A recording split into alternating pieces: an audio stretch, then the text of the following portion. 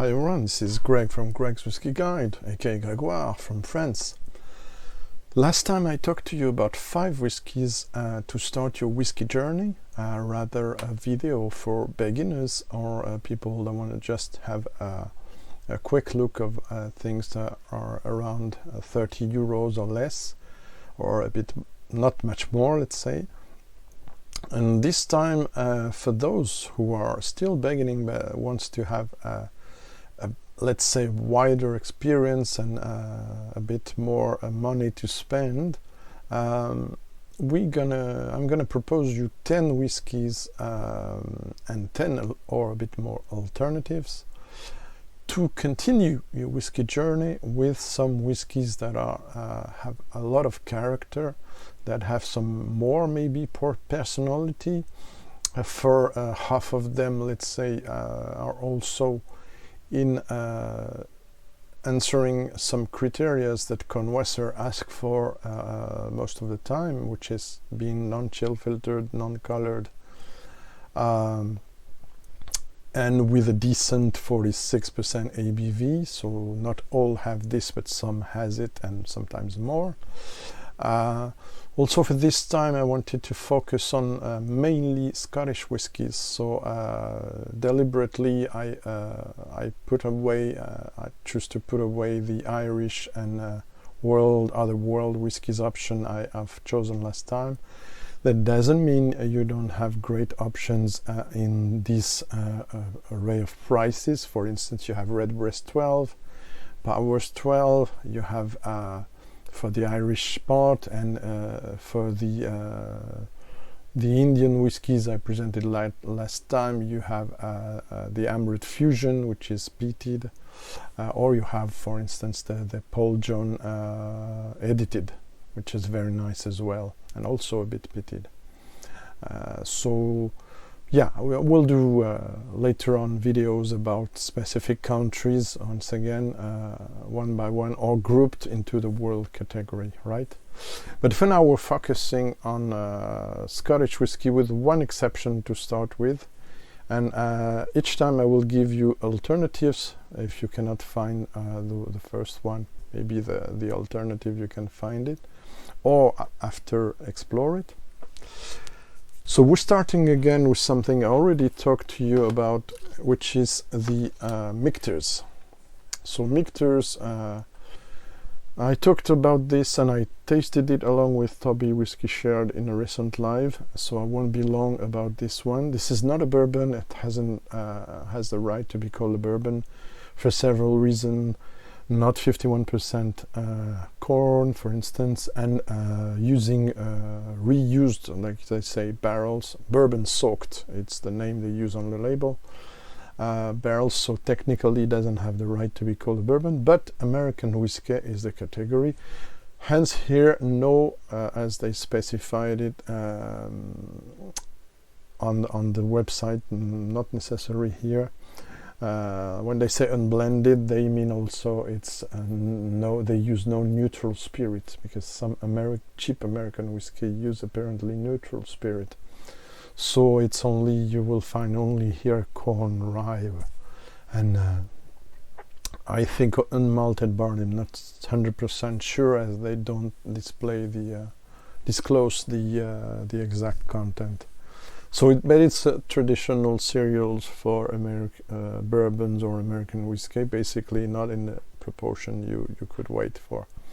Beautifully complex, beautifully flavorful, what can I say, great whiskey. You have also the first option that comes to mind as an alternative, I'm sorry, is the sour mash. I also have it here, but I won't show you now, because I will give you an alternative that's maybe more easy to find, and which is Woodford Reserve Double Oaked. This is the old packaging, it's now more dumpy. Also because this one also kind of uses barrels that have been charred a bit more, and kind of a double maturation, let's say.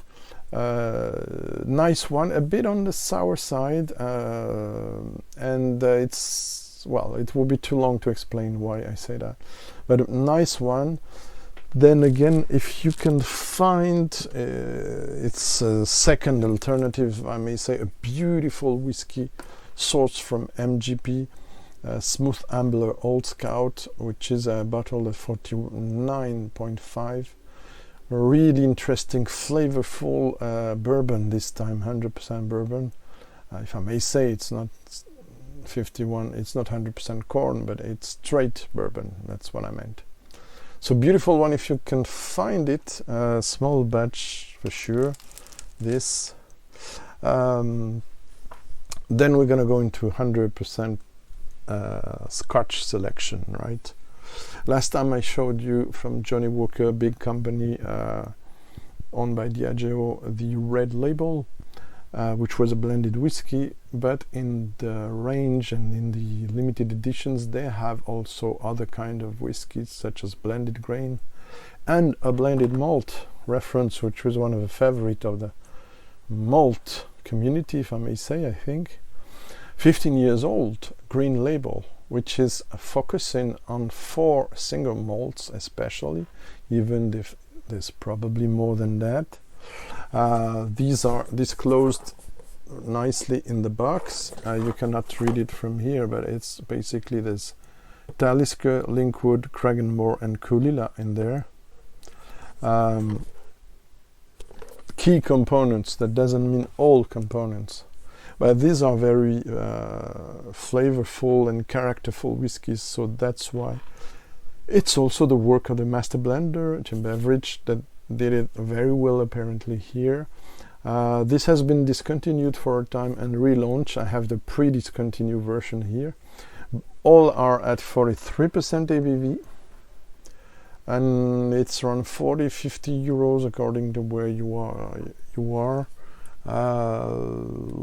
For some of the whiskies on the table there, I also picked them because for some you can find some bargains from time to time that make it for sometimes even less than 40 euros, so it could be interesting. Next one is a classic, even if the price has a bit jumped unpleasantly recently, but if you can find a nice price for this, the Balvenie Speyside Distillery Double Wood Single Malt. There is a version at 43%. I have a sample I haven't tried for years. But if this one is nice, there's some batch variation. It's also a problem for many whiskies now. But I recommend it. It's sweet. It starts to be oaky. Still fruity, a bit spicy, not too much. So it's a nice balanced aperitif single malt. Oh, I forgot to say, sorry, the alternative choice for the Blue Label was this one. Rock Oyster Blended Malt, which is now called Rock Island, from Douglas Lang and the, like they call it very well, remarkable regional malt range. I think they do this very, very well. This one is a mix of Jura, Mull, to be not mistaken, write down somewhere, and I forgot, Islay, Jura, Isle of Mull, Arran and Orkney Islands. Whiskies, beautiful balance, beautiful maritime complexity, a bit of smoke but not too much, exactly like I think the Green Label. So that's why I think it's a beautiful option, alternative I mean. So yeah, Balvenie, where was the option for the Balvenie? Yeah, okay. The alternative option for the Balvenie, apologies for the order mistake, is this, but I'm not sure it's in every market. It's not the regular Aberlour 12 years old double cask matured, which is not always interesting in consistency consideration. This one is much more interesting. It is non-chill filtered and 48% ABV. So this is a 12 and its nickname is non-chill filtered, simply, if you look for it. Beautiful one. Have to look for a replacement soon, by the way. Next one, I hesitated between first or second choice because I love both at the same level, the alternative and the first choice. Of course, you've seen it also reviewed by me and Toby in my latest live show, CLYNELISH 14. Really sure asset, good, great value, around 40 euros, 46% ABV. I don't know for sure if it's chill filtered, I'm not sure. It is colored, but the flavors are great. This is typical CLYNELISH, a bit sanitized. It's not purely waxy or purely wild mustard and wild herbs notes like the typical mustardy style of CLYNELISH, but it is a nice resume of CLYNELISH, a kind of CLYNELISH CV, and affordable. It's always the problem. Around the same price option, this is a whiskey that you will find for 47 of the content of this. This is the old packaging. I know this bottle is almost 10 years old for its release, but the reference is still in the Compass Box core range. Highly recommended by me since its start. This is 47% CLYNELISH. This is around 14%, if I'm not mistaken, a bit more Deluin, single malt distillery as well.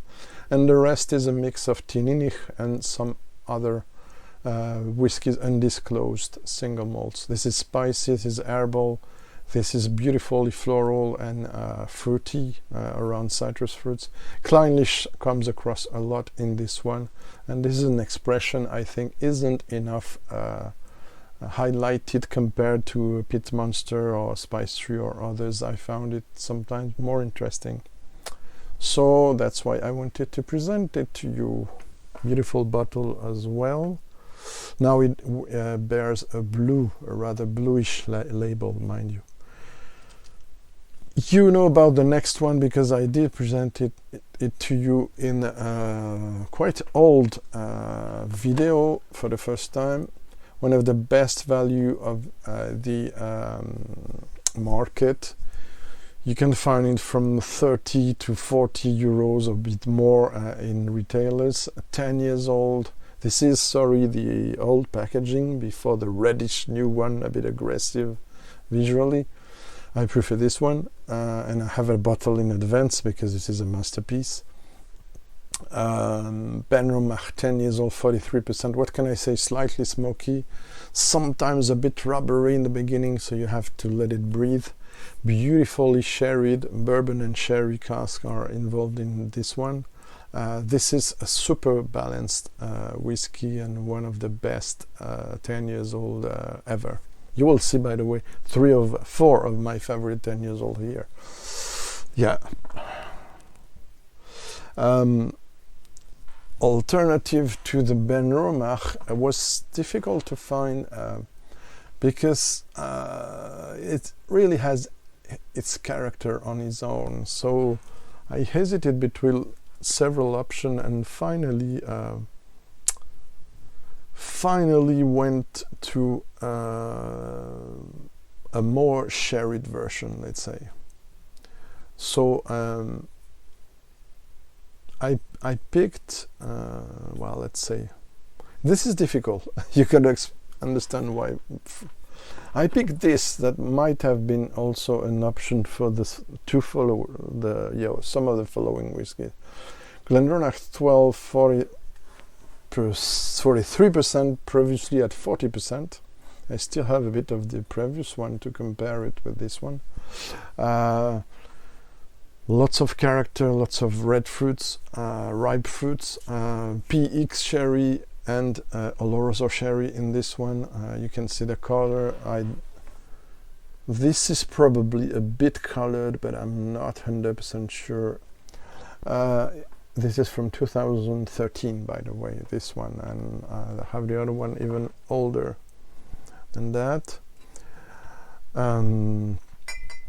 Next one has more distinctive character and more, let's say, maybe more complexity, and he's really, we're going now to again, like the CLYNELISH, to the Highland, West Highland territory. BEN/NEVIS 10 bottling from after 2007, 2018, let's say. So this one has, as I heard and from serious reviewers, quite some 18 years old content in it. So there's a beautiful depth in this whiskey, and it shows. I've known the previous expressions, the 10 years old, the one with the oval picture, and but this one, you can be sure this one is the recent version with some older content, because the 10 is crossing the bronze ribbon with the age years mentioned. So this is the way you can know it's a recent one. 40%, 46% ABV, lots of character. Again, a sure asset. I've talked about it before, so can be long. Highly recommended. You sometimes don't find it easily because it's 75% of the BEN/NEVIS goes into n.a.s whiskies and n.a.s blended whiskies, and sometimes blended malts as well. But there are still genuine whiskies in the, contrary to what I heard. I know it for a fact, having talked with master distillers from BEN/NEVIS and also from the staff of n.a.s. So this is not a hearsay, believe me or not. When you buy a Yoichi or a Miyagi-Kyo single malt, this is 100% their single malts. This is not BEN/NEVIS. Right, and I studied a lot those two brands, so an option with a lot of character. And this is, by the way, bourbon and sherry mixed, but contrarily to some people might think, this is also not 100% sherry and mostly not 100% first or second fill. This has fourth fill sherry cask in it. And again, it's an information I got from people who worked for the distillery, and now I hope they're doing well in the new indie bottling adventure. Yes, the Watt family.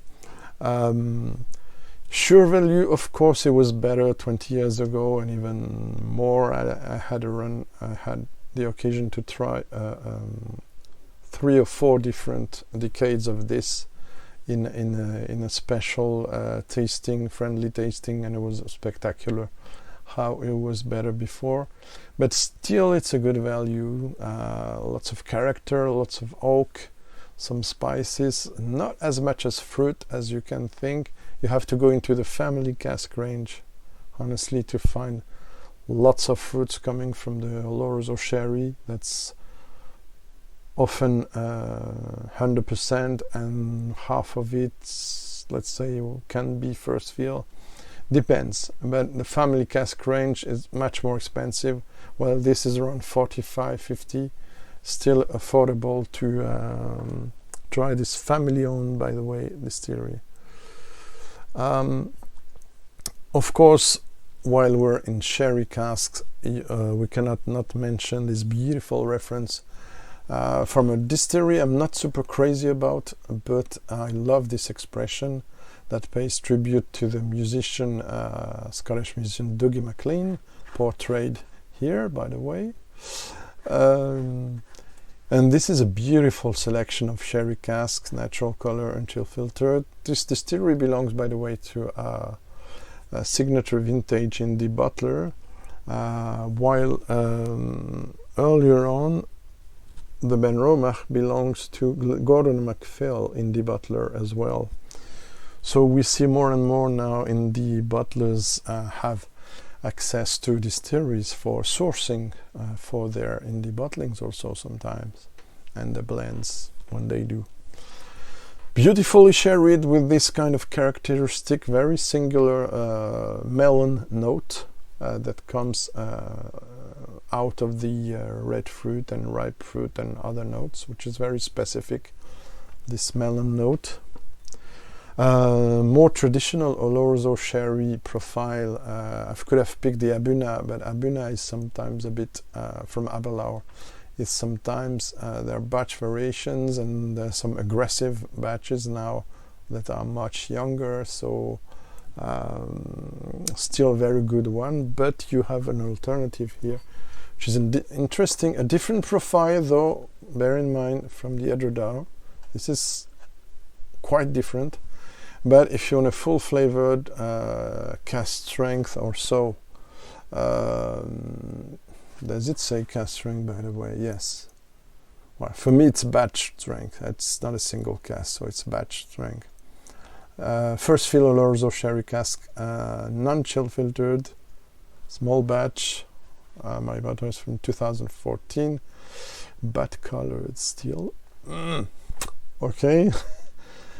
That said, beautiful, very strongly flavored, all the nuttiness, all the oily, oxidative, winey, a bit winey, but not so much. The sherry really talks with the red fruits, with a nutty side, spicy side. So beautiful option as well. The non-sherry Nadura is also highly recommended, by the way. The Petit is nice too, but I found it less interesting. What do I have in my glass, by the way? It's the O'Cross. So we'll say cheers at the end. Next one, and I hope I'm gonna keep it under 25 minutes maybe. Springbank. It has to be a Springbank in that selection, right? For 55, 60 euros maybe. Well, yeah, in Germany and other countries, this is less expensive than France. In France, has jumped over my limit here for this video, but as I know a lot of you guys are not in France, I think you can have it. I had it for 55 or 60 abroad from a friend. So this is the old packaging. It is now that's more a minimal orange and white and black. This 46%, this is slightly peated. This is more sherried than the 10 years old I used to know 15 years ago and even 10 years ago. 10 years old Springbank mixes cask. The cask mix, the mash bill, if you like, or the cask mix, the blend of cask can be different from a version to another, like the 12 years old cask strength. Basically you have bourbon and sherry cask, but sometimes you can have rum cask in the mix. As the owner Gian A. Mitchell, who owns also Cannonhead in the Butler, has an access to a lot of rum cask, kind of good quality rum cask. So for this option, this one is from 2013 or 14, I think. So this one is a bit on the sherry side, but light sherry side.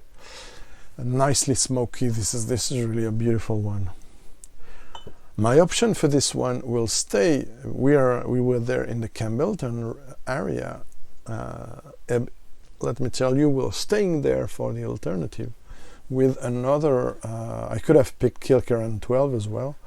I picked a double cask Glen Scotia from one of the 3 distilleries of the Campbellton area, because it's a beautiful one, very nicely, delicately fruity, no age statement, but it's around 8 to 7, 8, 9 years old, something like that. 46% ABV, rich and spicy and fruity, because it has some it's bourbon barrel matured and then Pedro Jimenez sherry cask, so richly fruity, red fruity casks. A beautiful option, a bit less expensive than the Springbank, around the 40 category, 40 euros and so. Getting now to more peat, there were so many options. Honestly, the best value was the Caolila 12. No, but as I didn't talk for a long time about Talisker, and I see this is now coming back on the shelves. Talisker 10, still hard to beat, beautiful, smoky and maritime, spicy character, buttery in this version, so very nice one. If you cannot find the 10, try some of the age statement. It's a bit more sanitized, but I still recommend this Storm. Yes, it is colored. If I can show you a 10 years old, 10 to 15 years old, is just behind me, the Fascadel Adelphi. If I could show you the color compared to this one, which is less than 10 years old, you will have fun. It's so lighter. But it's still a nice whiskey and also affordable in 35 euros category. Last but not least, with two options, I give you one of the best values and one of the most exciting independent bottling of Caol Ila. Most of the time Port ASKAIG is Caol Ila, sometimes Bunnahabhain. This one I've been told it's a 7 years old Caol Ila. 100 proof, which means 57.1 ABV. This is an explosion of peat, smoke, maritime elements, a bit of TCP and stuff, but very balanced, beautiful, easy sipper, even neat. Really highly recommended. 60 euros, almost 70. But you have two less expensive options, around 45 euros. Of course, the best for me value in the Lefroy range is not the 10 years old. It is not the triple wood, etc. It is the quarter cask. Still a great value, 48%, unchill filtered, colored, but clever use of the small casks, so richly flavorful and nicely maritime and smoky. Last option I'm giving you is something we forget is the undisclosed Islay single malts. And there's a lot of option there. Aerolite Lindsay is one of them, but much earlier than it. It has been rebranded, sorry, it's an old one. The Finlagan single malt cask strength at 58% ABV. It's undisclosed. I've often heard it was a Lagavulin. Lagavulin also, I forgot, is a great option. The 16 is affordable. The 8 is wonderful. I forgot to put it on the bottle, on the table. And the 12 cask strength, but it's not the same category money-wise. This one is around 45 to 50 euros, and it's of course it's young. I don't think it's older than 6 or 7 years old, maybe less. Lots of character, lots of esters, style, flavors and aromas, some kind of exotic profile, even more than the Lefroy. Bursting with peat and smoke up to the overwhelming for beginners, that's for sure. But water is required for this one, and maybe also for the 100 proof Port ASKAIG. So that's it. There you have it. I hope I'm not being too long. I hope you liked this selection. This is of course not a closed selection. Like I said, I forgot Lagavulin 8, Highland Parks maybe, so many other options. So, but there you have it. 20 bottles plus choices video. So take care, and I'm leaving you with this nice oak cross. Cheers, Slàinte, Kampai, Santé, and take care.